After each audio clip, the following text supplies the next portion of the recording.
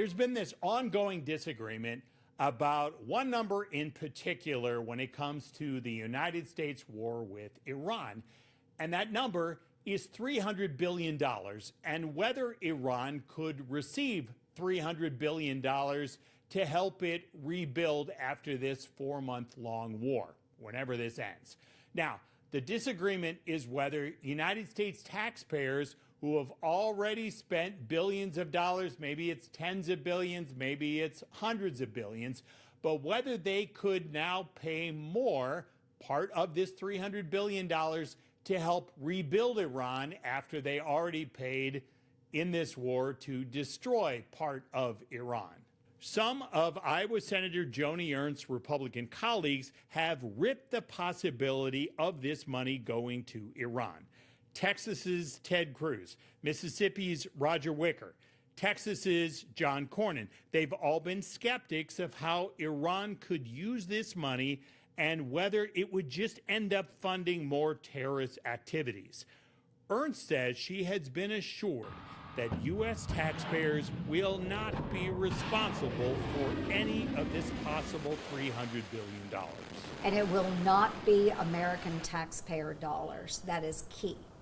Is that no way, no heck would I want to see Iowa taxpayers paying for the re-upping of infrastructure in Iran. You know, Iran is the country at fault here. They are the ones that were continuing with nuclear ambitions, even though they knew they shouldn't. So we will not see American taxpayer dollars going towards that fund.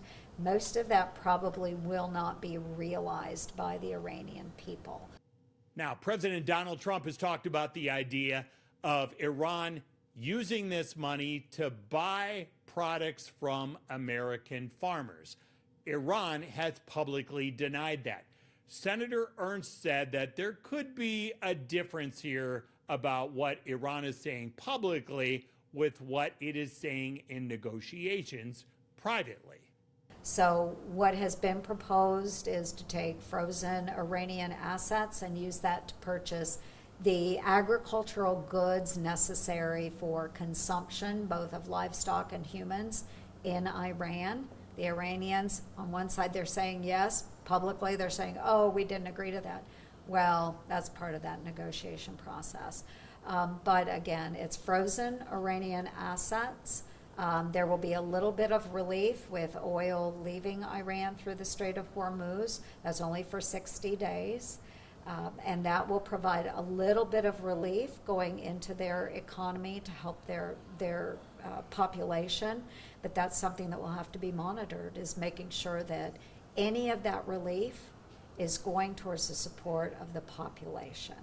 And eventually, what we also hope to see is that other countries in the Middle East then are putting dollars towards that $300 billion. So say Saudi Arabia, UAE, wealthier nations that contribute towards the rebuilding of Iran, but certainly not the taxpayers of the United States. Senator Ernst has previously said that the Trump administration needed to brief Congress about what was happening with these talks with Iran. She told me that this past week, the United States Senate received a briefing from the Middle East envoy, Steve Witkoff, and U.S. Secretary of State Marco Rubio. She said following that briefing, she now feels more confident about the status of these ongoing peace negotiations. Now the politics of this. Ernst is not running again since she's retiring from the United States Senate, but some of her Republican colleagues will be on the ballot this November, and they see the polls. The polls show that voters are increasingly concerned about the cost of living. Inflation has been going up. President Donald Trump, when he was a candidate running for this office, said that he would eliminate inflation. So these economic pressures are weighing heavily on the minds of some voters, and they are now watching to see when this war will end and when inflation will go back down to make their lives more affordable.